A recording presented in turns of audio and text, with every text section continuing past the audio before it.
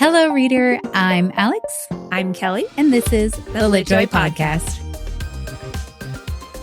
Hello, listeners. Welcome to this fun Friday episode. We are so excited to have author Monty Jay on the podcast today to go over the 5 books that most impacted their life or what they always recommend. So welcome, Monty. Welcome.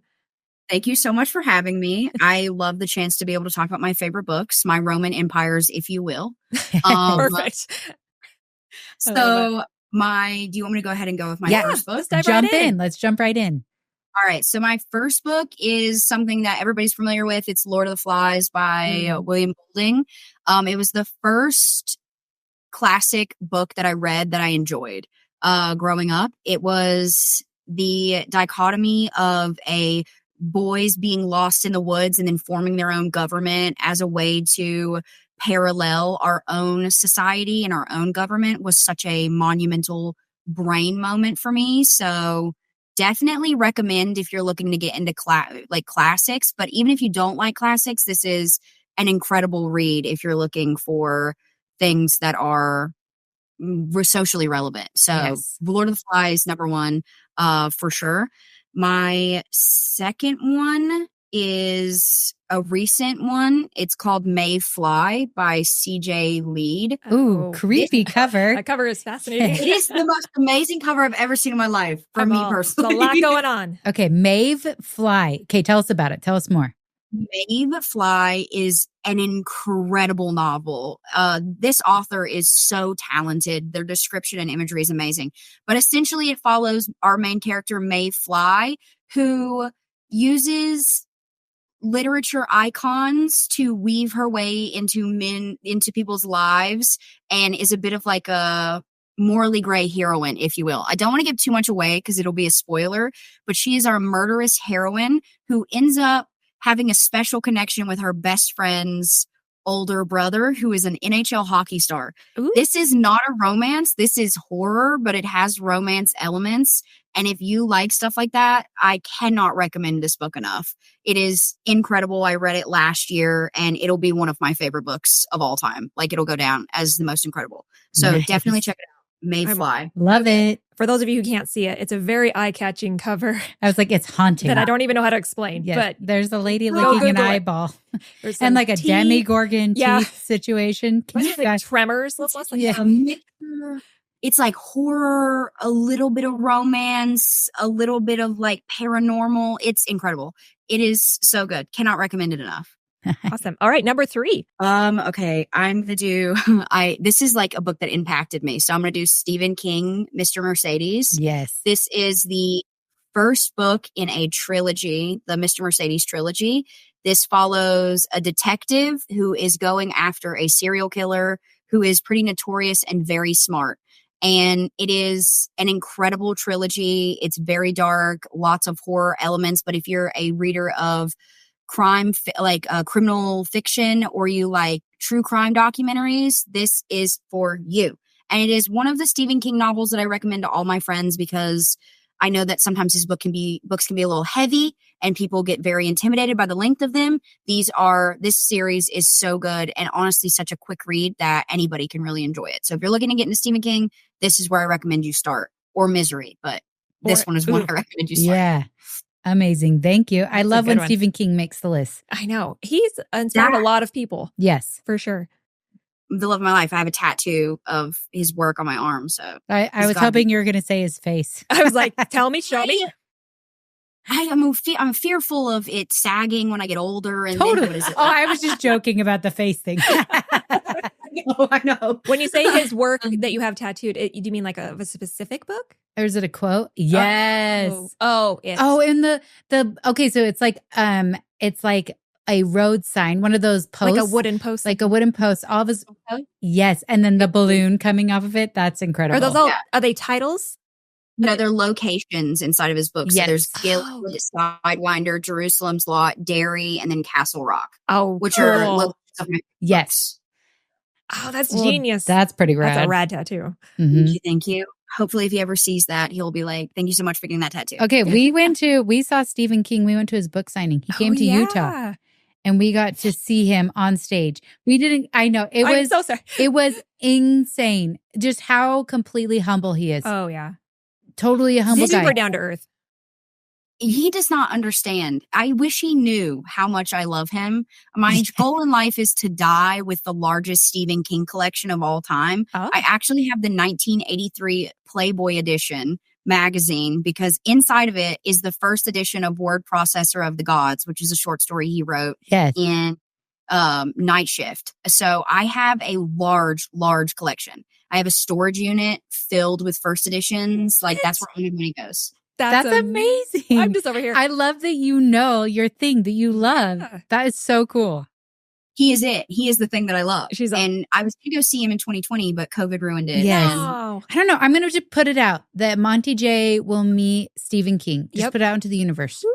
There you go. Yes, it's on my manifestation board. It's been on my manifestation board every day since I was 15, actually. But yeah. I love Manifest. this so much. Manifest. We're all manifest. I And know. Orla Joy could start getting into some special editions with Stephen King. I know. I've recommended. Let's see what we can orchestrate here. I know. somebody please hook me up with that.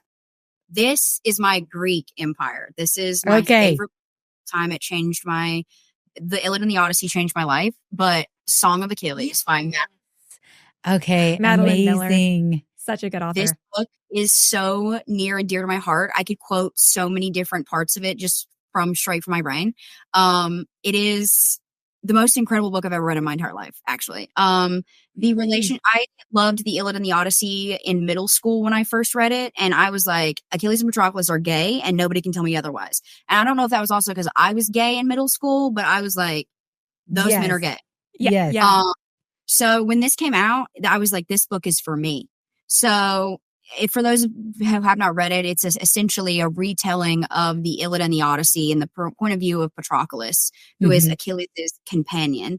And we get to see this relationship unfold in a beautifully tragic way that wrecks me every single time. I also have a tattoo for these two as well. My entire sleeve is Greek gay lovers, so they're all on my arm. But amazing. Yeah, if you're looking to cry, this is it. Okay. Yeah, we read Madeline's other book, Circe, which was just so, and she has such a like visceral writing style. You can taste it, you can smell it. Yeah, it's really poetic. Yes, it's beautiful. Yeah, so beautiful. Circe was. I read Circe only because I knew there was a moment where Circe quotes something about Achilles and Patroclus. So anything that has their name in it, I will. Amazing. Okay, so I would just, as an aside, I'd recommend watching the Netflix series. Did you watch Alexander? Absolutely, I did. Absolutely, I did. I was like, it was the gayest thing I've ever seen, right? Like, well, obviously, yes, and he was very gay, but also I was just like, this was like Magic Mike is about to happen at any minute. Ooh, like they picked like the hottest actors of all time to all like be gay warriors together, and I was like, at any minute they're just going to start dancing. I know it. Any minute. Alexander and Hephaestus are like who people say Achilles and Patroclus are like modeled after. And there's a quote. I don't know if you've ever watched the movie Alexander before, but there's a moment in the movie where Hephaestus says, haven't you read like I die first? You're the one who leads us to victory. And I actually fall off a bridge every time because he does in fact die first. Yes. I know. Oh, I love that. So great. I love that. That's like Kelly's got her Hades and Persephone. I know. I love mythology. Yes, I know that. We all have I have like Achilles and Patroclus on my arm right here. Amazing. And then woo! I wrote my senior year, I guess, dissertation in my mythology class was Icarus and Apollo. Yes. I wrote a theory that they were together. And then on my upper arm, I have Medusa and a blind woman because I was like, come into Medusa's lair, but a blind woman would not be able to see Medusa for who she is, only like what her soul looks like. Oh my gosh. I'm like, please write that. Write that story. I've been thinking about it for a while now. Do it.